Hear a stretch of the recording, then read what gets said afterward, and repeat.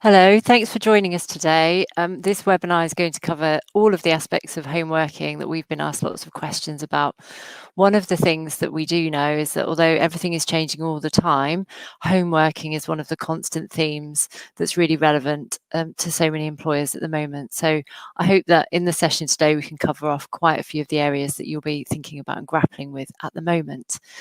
We're obviously going to start with some straightforward employment law aspects of home working, but we will also talk about the data protection elements and health and safety as well.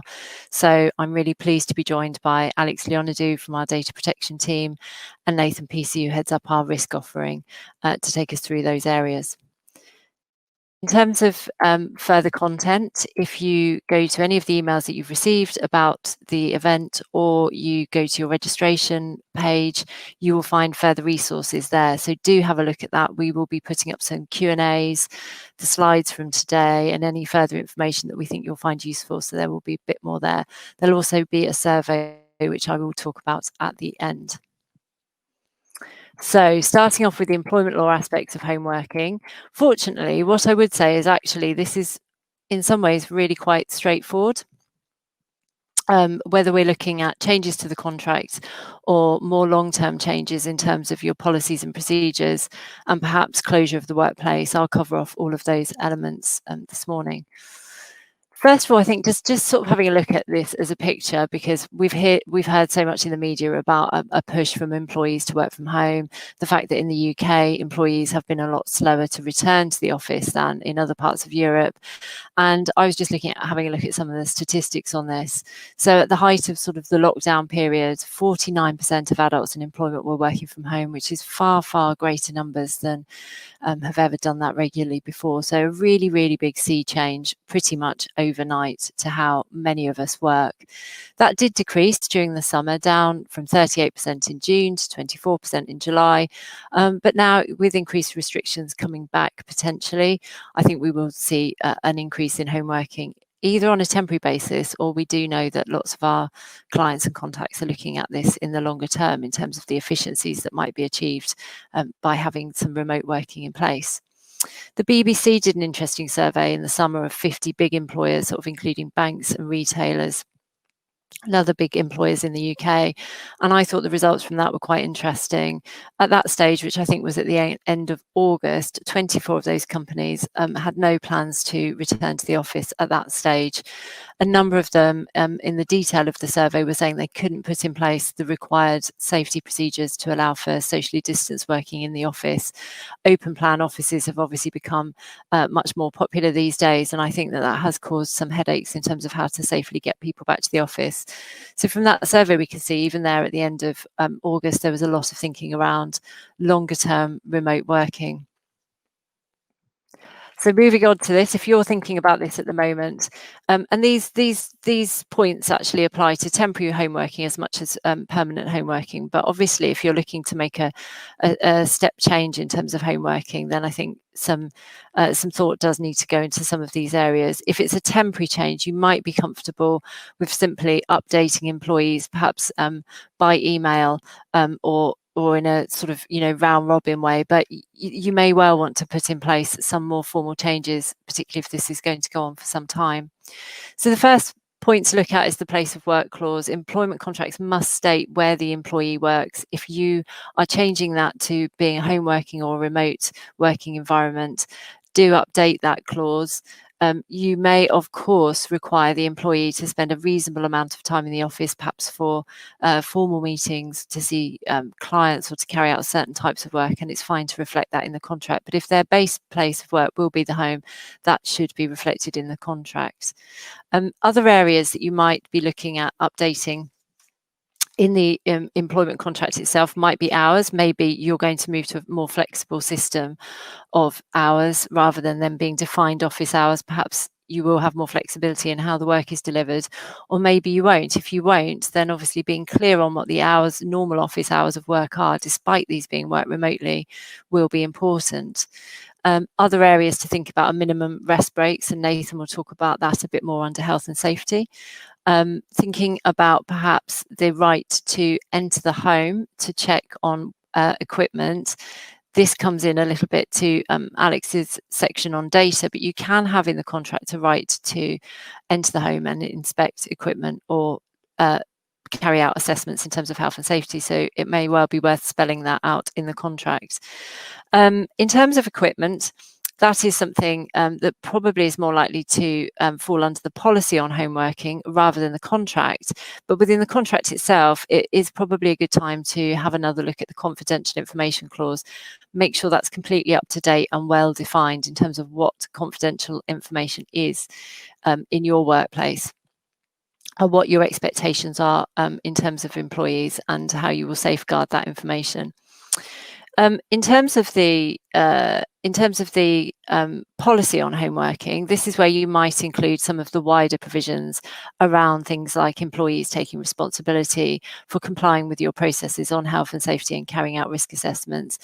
Also, you might want to include some of the considerations around what's appropriate. So in terms of, dress, if you're going to be requiring them to be doing video conferencing or Zoom calls, Teams calls, and so on, you might want to require a certain standard of dress and professionalism. There might be other areas that you want to cover off in that home working policy that are more bespoke to your workplace.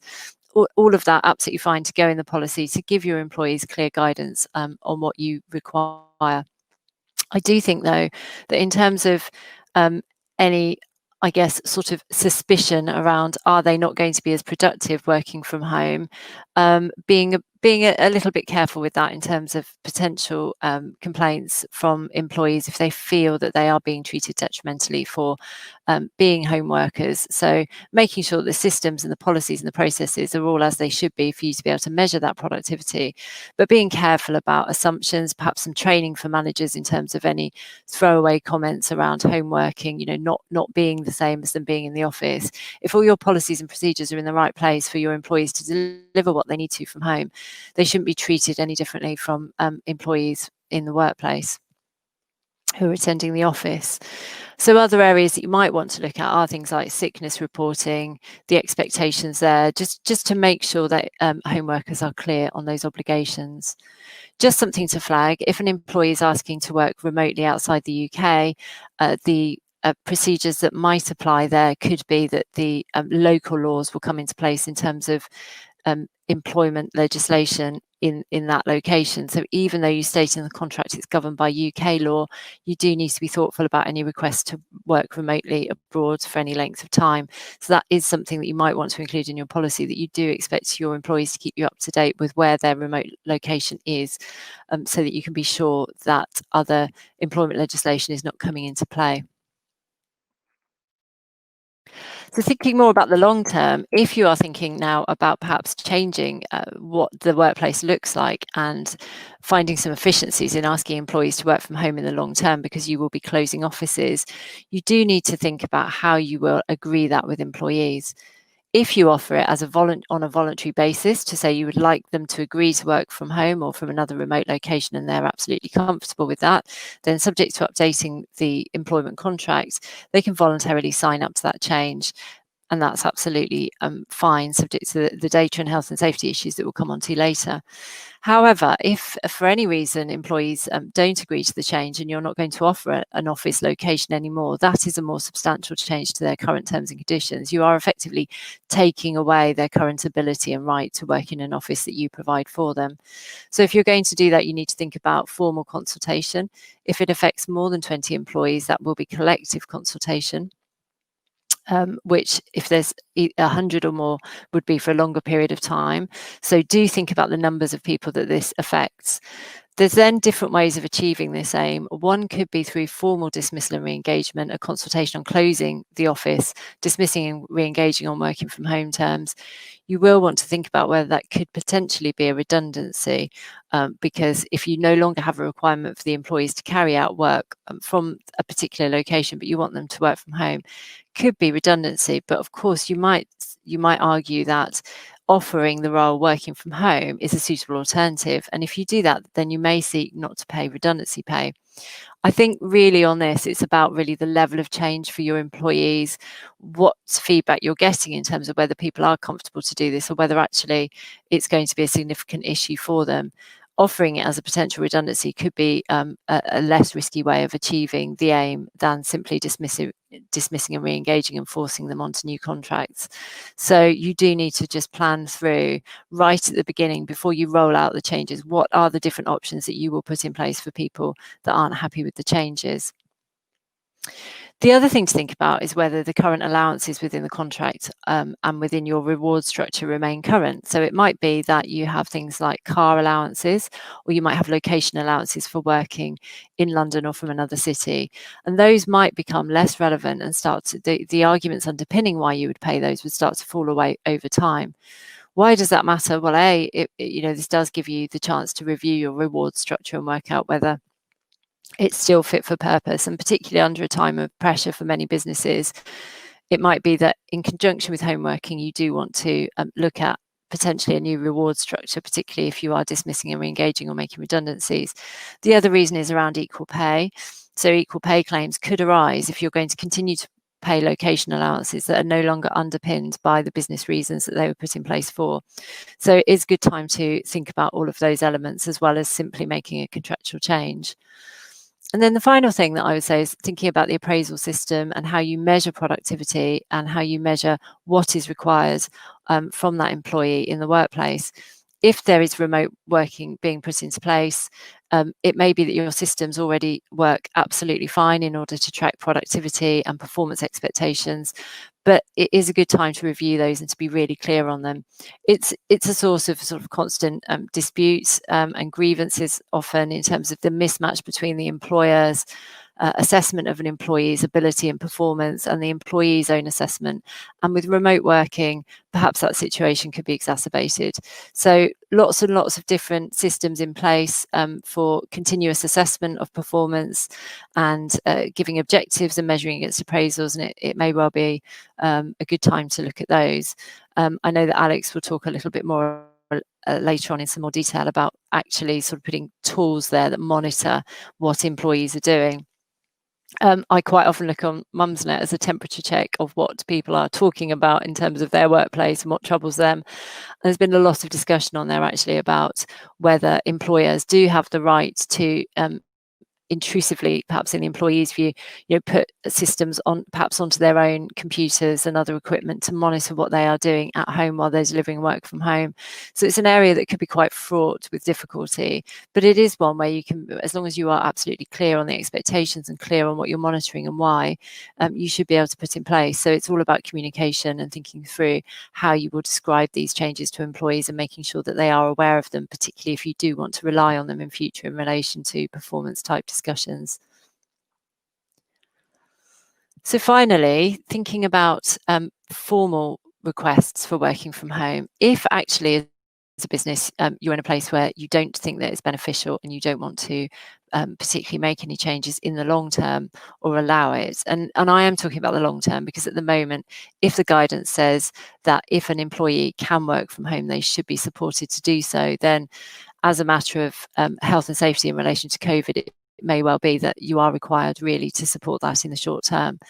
But in the longer term, if it doesn't work for the business from your point of view, you can continue to turn down those remote working requests, but be aware of a few things. So the first is, if it's a formal request for flexible working and working from home under the statutory procedures, there are very prescribed procedures that you do need to follow in terms of timescales, the reasons that you rely on to turn down those requests, and how you go about that procedure. ACAS gives some really good guidance on this, so I would suggest starting there. But if you do have a request, do absolutely deal with it in the right way, in compliance with the legislation, because otherwise you can actually have a finding against you simply for not following the required procedures. If it's an informal request, you don't have to follow those strict procedures, but they are a good starting place for how you might fairly make a decision. The sort of risks that could arise could be indirect sex discrimination claims. If women are asking for home working because it does help them with childcare, particularly at the moment where there is less childcare available outside of school. And in some cases, even what we previously thought of as childcare in relation to school, if there are sudden shutdowns. So you could have requests from women, and if you are turning those down, there could be indirect sex discrimination claims. So you do need to be very sure of the reasons on which you will turn down those requests, particularly if employees have been delivering well from home. The sort of reasons that you might have relied on before in terms of detriment to customer or client experience, detriment to team working, how can those be evidenced if this has been working in the short term? The other thing to think about is potentially disability discrimination claims. If an employee needs to work from home because this helps them to alleviate a particular underlying health condition that they have, particularly possibly this might arise in relation to COVID, then you do need to think carefully and potentially refer them to occupational health and ask the sort of questions that you usually would around that home working environment and whether home working will in fact help to alleviate any barriers to work that person has as a result of ill health. So disability discrimination is definitely one to think about. Nathan's going to talk a little bit later on about health and safety and provision of equipment, but certainly even if you don't have a general policy of providing certain equipment such as chairs or desks for working from home, you may need to think about that for someone who has a specific need as a result of an underlying disability. And if there is a dispute about that or confusion about that, then certainly medical evidence is always the recommended course of action to understand really what you need to do to support that employee. And finally, thinking about whether there's a compromise. Could it be that you can allow some remote working, but you do need employees to attend the office from time to time or on certain days or for certain purposes? Granting the request for one employee does not mean that you have to grant it for all employees. So you can actually approach it on a case-by-case basis. And you do need to be quite careful in your thought processes about turning down the requests. That said, there is no legal right to request a right to work from home and for that to be automatically granted. So if it isn't right for the business, and provided you follow the right procedures and set out the right arguments as to why it won't work, then you can rely on the provisions that you do actually want the employee to be office-based. So I think that covers off a whistle-stop tour of the employment elements. And as I've said, we will provide a little bit more information in the form of Q&As that you can access. But handing now to Alex, who's got a lot to take us through on the data side. Thank you, Karen. Hi, I'm Alex. Thank you for joining today. I lead our data privacy and information security team, and we noticed a real shift in the profile of work that we were supporting clients with when everybody moved to sort of mass home working at the beginning of the first lockdown period. So what did we see? I guess it was a real change from businesses using data as a business asset and looking at that, right to sort of the other end of the spectrum and managing risk. So whether that was sort of specifically associated with home working or breach response or contentious subject access requests, but we really noticed that change, particularly in those early weeks of working from home, people trying to manage this sort of new risk profile that we found ourselves in. And the two broad themes that I'm going to sort of touch on throughout this session are around information security, and then secondly, the sort of staff monitoring and some of the issues that Karen's already touched on around workers' sort of expectations around what's okay in the home environment. So starting from the sort of big question, working from home and data risk, is this new or is it just different? Well, the short answer is it is just different. There's nothing that I'm going to talk about today that exists as a data risk that wasn't there before. It's just a lot of it is either higher risk than it was before, or there's just more risk to think about. So if we take information security as the first broad theme, there's tons of reports online from the big sort of tech companies or data analytics companies with really good, interesting statistics about how much more vulnerable businesses are when they've got sort of mass working from home going on. And that's, some of it's really simple and fairly obvious, such as there's just more network to cover. You're working from home Wi-Fi rather than the sort of secure ring-fenced office Wi-Fi. You've got lots of devices being connected. You've got printers at home. You've got people using their own phones. Lots more and more varied network to cover. So some of it is just a sort of simple numbers game, really, that gives more opportunity for the rogue actor, the hacker, to get into your network. That's reasonably well publicised. Some of the other issues that we came across were things like suspicions for employees trying to extract data that they maybe weren't entitled to, or trying to use data in a way that they weren't entitled to use it. You know, if you think about an office environment, someone would be walking past and see someone having their Google Mail account up or their Hotmail up on screen, but that might not be noticed when people are working from home. So that's a risk. You've got smart speakers listening in. You've got people taking photos in their home. We had a client who was unfortunately subject to a breach whereby an employee just took a fairly innocent picture at home, put it on social media, but it had their home working station in the background. And if you really zoomed in, you could see all sorts of data. So we had to remove that quickly and deal with that. So just thinking about the environment and the security risks that could come with that. We've also seen a lot of vulnerabilities created whereby people are trying to do the right thing. They are trying to get on with their jobs, and it's just a fact that some processes and procedures that work well in the office, tried and tested, they just don't work at home. And it's a real ask for a business to change all of its processes quickly enough to eliminate those sorts of issues. So you'd have people saving information to their local drives rather than on protected drives within the network. You have people printing information off and stacking it up at home. No one's meaning to do anything to create risk. There's no bad actor here. It's just people trying to do their jobs, but bumping up against the edges of your sort of process and policy framework. So that's the sort of information security element. As I said, it's reasonably well publicised and well understood. I think the second issue, which Karen's already mentioned, this is an area where, as an employer, you can get yourself in hot water without necessarily realising that you've done it or you're about to. So it's always a delicate balance, even when you're talking about sort of in-office working. Always a delicate balance from a data protection perspective between what is proportionate monitoring of a process or productivity or output, and what's intrusive, what goes beyond that proportionality, and what actually becomes unlawful and unacceptable monitoring of people intruding into their privacy. So this is really a question of proportionality and purpose limitation. So anything you do in this space needs to recognise the expectations, reasonable expectations of your staff member, and what they might expect by way of privacy intrusiveness at home will be different to what they expect and can expect in the office, and your processes need to recognise that.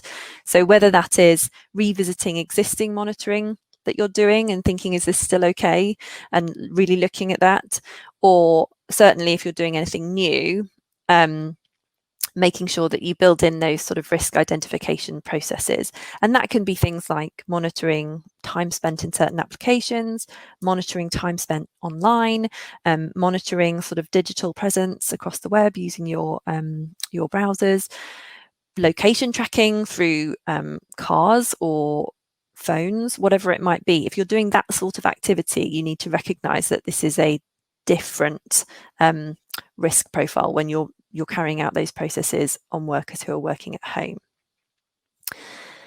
The third element there, personal devices, and I've called out WhatsApp specifically just because we see it a lot. Karen's already mentioned, you may need to be asking employees to use their own devices. Again, it's another balancing exercise really, where you're juggling the sort of potential intrusiveness of putting software on personal devices, asking staff to make their personal devices sort of available for remote wiping if they get lost or compromised. You're balancing that sort of intrusiveness with, well, we need to let this happen just so that people can do their jobs. And it is a difficult balance. It has long been a difficult balance, probably more so now just because of scale. WhatsApp I've called out specifically because we all use it. If you are encouraging it or even just turning a blind eye to it, and your staff are using it for work purposes, there's WhatsApp groups talking about for collaboration or anything else, you will almost inevitably find yourself on the hook for that data processing effectively. So it will become in scope for things like subject access requests. You could be on the hook for security breaches. So if people are sharing data and information work related through WhatsApp and they send it to the wrong group or whatever it may be, you could find yourself needing to deal with that as a security breach. So that's not to say you need to eliminate it, but just make sure you're not walking into those risks without at least recognizing that they're there and considering whether or not you want to do anything to mitigate it. So those are the sort of not new, just different, probably bigger risks that we see coming up again and again when it comes to home working and data issues.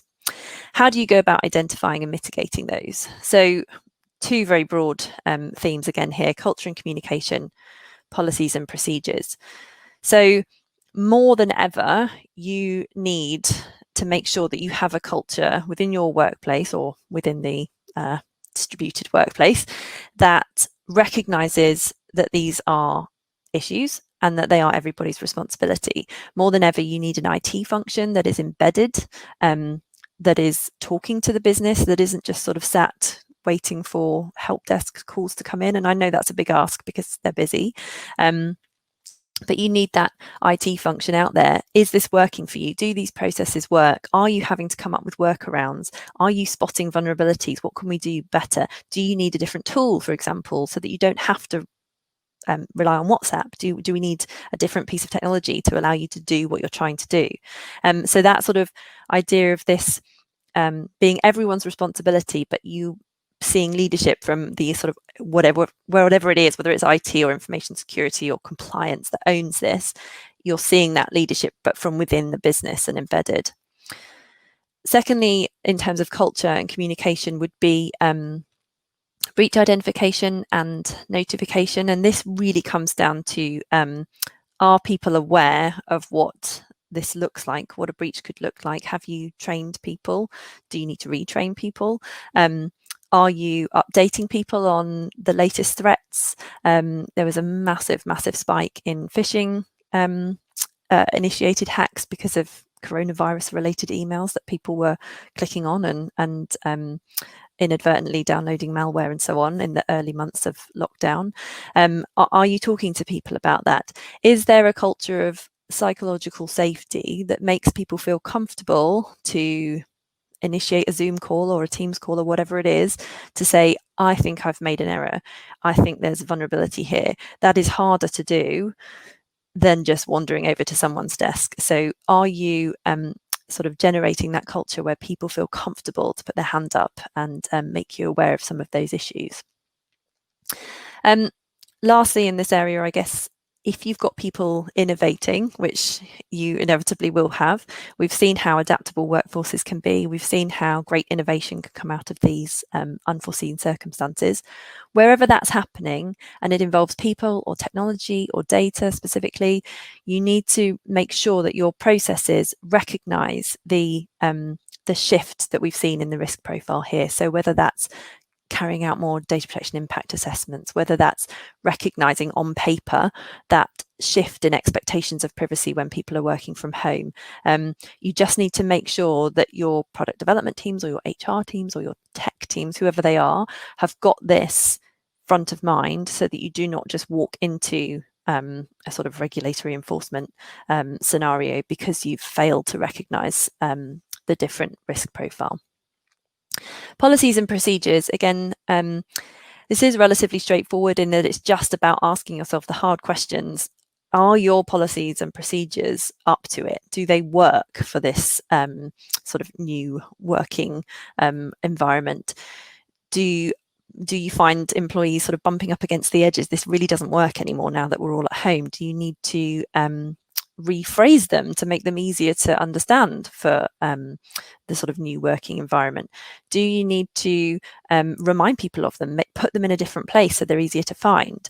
We've spent quite a lot of time with clients, particularly over the last maybe 8 weeks or so, taking really good policies and just turning them into sort of bite-size either checklists or FAQs or guidance notes for specific teams to say, look, here's this long GDPR policy or information security policy. Here is what it means for you, and that can be really, really effective, not only at actually mitigating practical risk because people know how to implement your policy positions, but also it demonstrates really strong accountability because you've really applied thought to how you can make this work for your organization.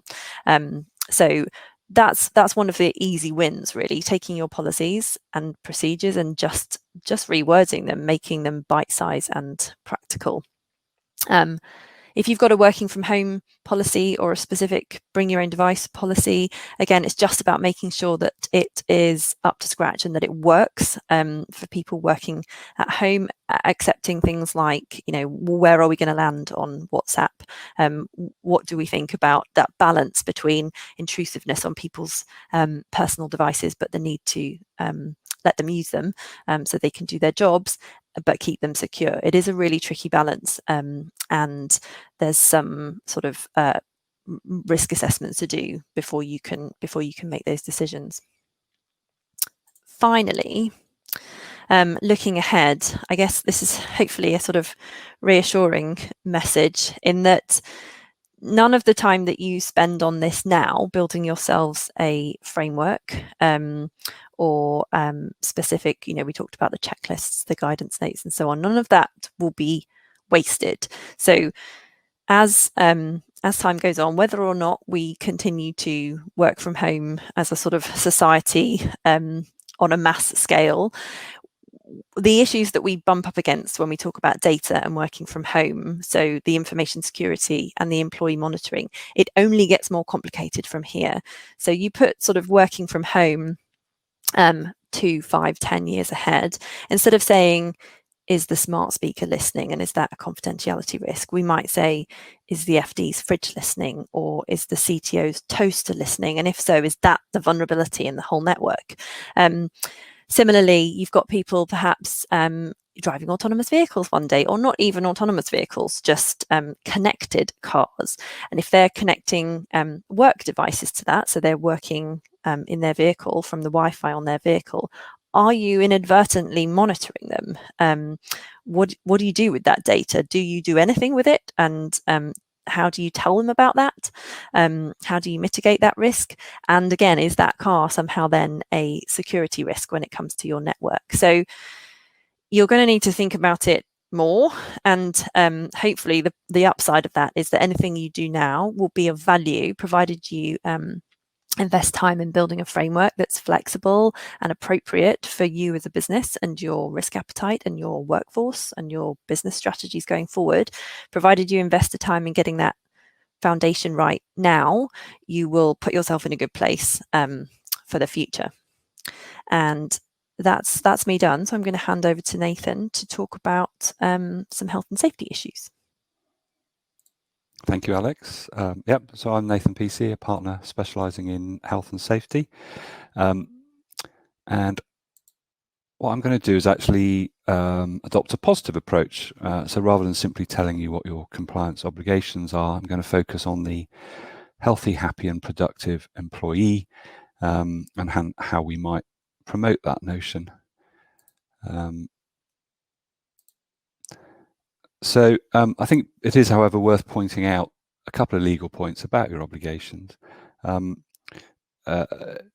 actually to remind you that in essence your obligations to home workers mirror those to those who are maybe working in the office or your premises. So much like Alex's, there's no change to the regulatory regime or structure just because someone is working at home. We still have a duty to ensure the health, safety and welfare of our employees. That won't be news to you. We have to provide them with information and training and instruction. We have to supervise them, we have to consult with them, and we have to create a safe working environment overall. There is, of course, an obvious difference. That's why we're talking about it now, and that is that you don't have control over their place of work in the way you do when they are in the office. So it does mean a modified approach to thinking about how to look after them and promote their welfare and productivity. Much like this building, the foundations need to be strong, and strongest foundations for managing health and safety are to adopt these 3 simple stages and think about what might cause injury or illness. So that in risk parlance is, what's the hazard? Decide how likely it is that someone could be harmed, or how seriously. That's the risk. And then think about how we might eliminate, if possible, but more likely control or mitigate it. And that is 3 very simple steps. That's all that risk assessment is about. Gets a bit of a bad press as an onerous compliance chore, but it doesn't need to be a significant paper exercise. It's something that you can control and make simple and effective, much like Alex was talking about, distilling down the policy into what it means for you. So you can do that with employees, and engaging with employees is critical, and probably more so given the distributed nature of the workforce. But actually, it's a principle that underlies good health and safety management in any event. Employers have been required to consult with employees since 1974. It is oft overlooked, and actually only really came back to the fore for many businesses when the COVID secure risk assessment talked about worker engagement.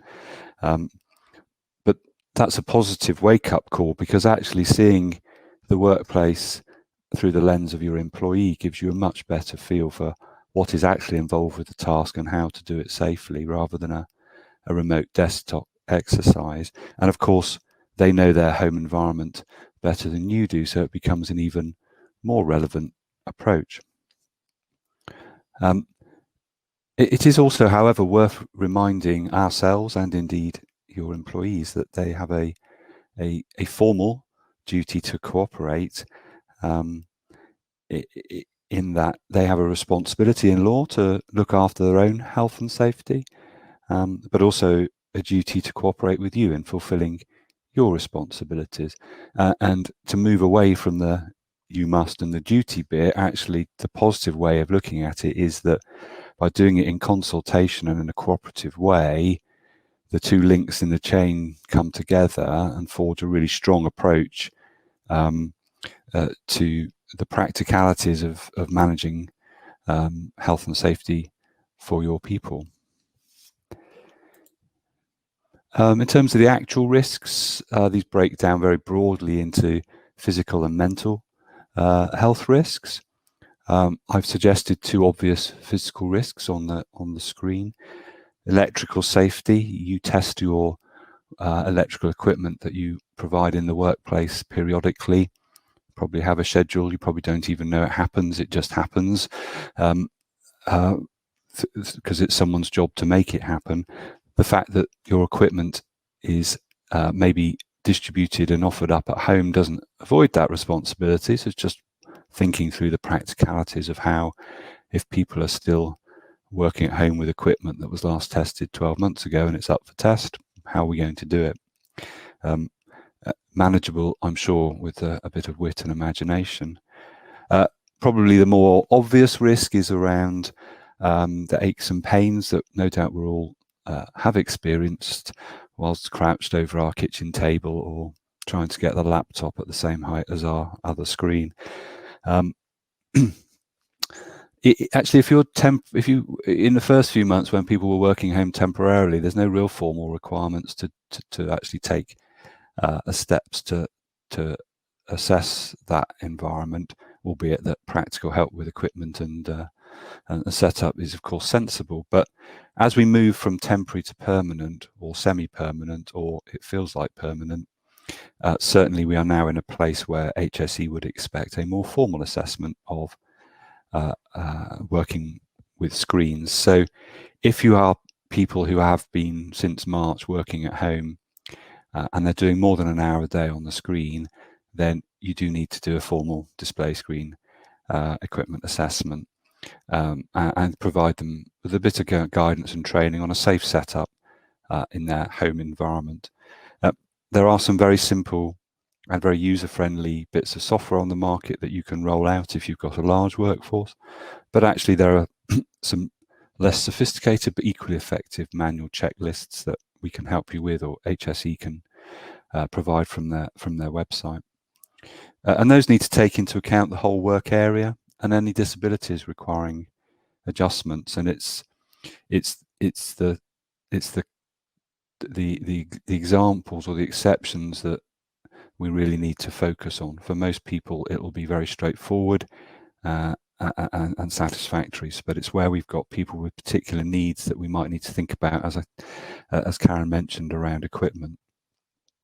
But it's also, I think, around ensuring that people get the message about posture and adjusting their chairs, but also particularly breaks. People need to take breaks. There's no prescribed time for amount of breaks that's safe. It's not written in law, but it's generally accepted that little and often is sensible. And so facilitating that through the work patterns is just something to give some thought to. As I said, if do something with the assessment, don't just send it out and give a bit of guidance on breaks and posture, because if actually someone flags something in their assessment, do pick it up, make sure it's actioned, because that's where stuff can fall through the gap. So that's where you can actually create a really positive response to employees that may be struggling. But also don't just confine yourselves to those two areas. There may be other risks that would feature based on the task being performed, or, as Karen mentioned, the location. Overseas working may trigger overseas obligations. My view is that actually the physical risks can be fairly quickly and effectively managed with some thought. The mental health side of things is probably the area of greater challenge for a variety of reasons. We mustn't forget that home workers are lone workers, although it didn't feel all that lonely at times during the summer with homeschooling and so on. But that bit is sorted, so that's good for the moment. But people who aren't working under close supervision are categorised as lone workers by HSE and are viewed as a category requiring special attention, whether you're a lone delivery driver or office-based in your front lounge. And that's going to not change. This will be an area for focus, and it's what's attracted most attention, I think, in terms of mental health. So to keep our happy chappy here still smiling, just need to be positive about how we are thinking about engagement. So there will be coaching to line managers or team leaders around looking for signs around elevated sickness or staff turnover, the visual and oral signs of lack of engagement or reduction in productivity. And working harder to create a team environment, and an inclusive one, is not just an HR issue. Workplace stress has been increasingly the focus of attention for HSE. So much more focus on the health side rather than just the physical safety side. And there's no reason to think that won't be the case for working at home. Recognising any particularly at-risk individuals through one-to-one dialogue, putting in place controls for contact and engagement, and safe routes to express concerns. What are the outlets that you have? Is it mental health first aiders? Is it confidential employee hotlines? Is it just good old-fashioned open and honest dialogue? Making sure people feel engaged, that they're not being overlooked for promotion or projects or client-facing engagement, particularly if you've got a hybrid situation where some people are in the office more than others.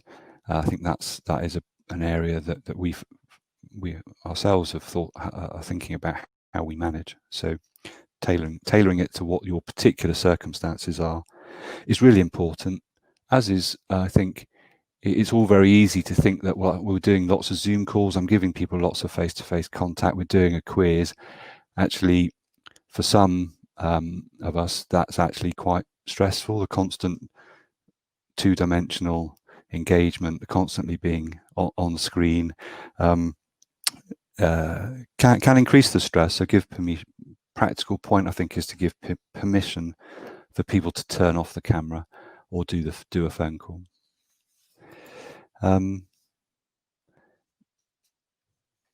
There's a real focus as well, and it's very easy, isn't it, for people who are out of sight to start to become out of mind, particularly if they are not putting their hand up or speaking up, if they are on the face of it ostensibly productive.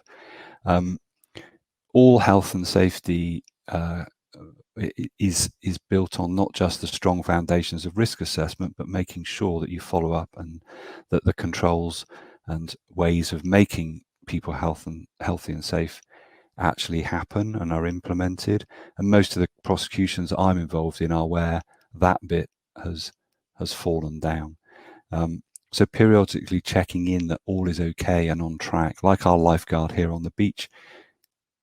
He or she is scanning the whole environment. They've got a view of the holistic risk around the waves and the tides and the rips, but they're also periodically just checking in on each individual person. So, if you sense a person is, veering off away from the yellow and red flags, get your lifeguard's whistle out and gently steer them back into the safe zone. And what does that look like? It may be periodic review of your display screen assessments, it may be check-in conversations, it may be staff surveys.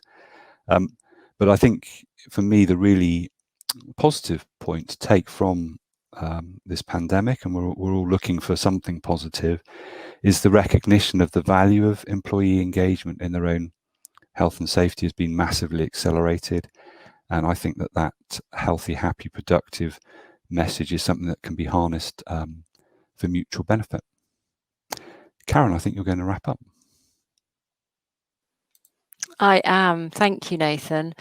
So I hope you all found that useful, and thanks for joining us. I think certainly the point that Nathan finished on there around employee engagement, we're all in a very difficult set of circumstances at the moment, but there's lots that we've learned through this. And I think there are some benefits that employees are seeing about new ways of working together, new ways of delivering work. There's some of the positive impacts in terms of environmental impact, being able to work remotely, cut out travel, things like that. So I think harnessing some of those positives, playing them back to employees and saying we're all in this together and this is how we're looking after you, hopefully will have huge benefits. But I hope you found it helpful this morning to have this talk on some of the legal aspects of making those changes.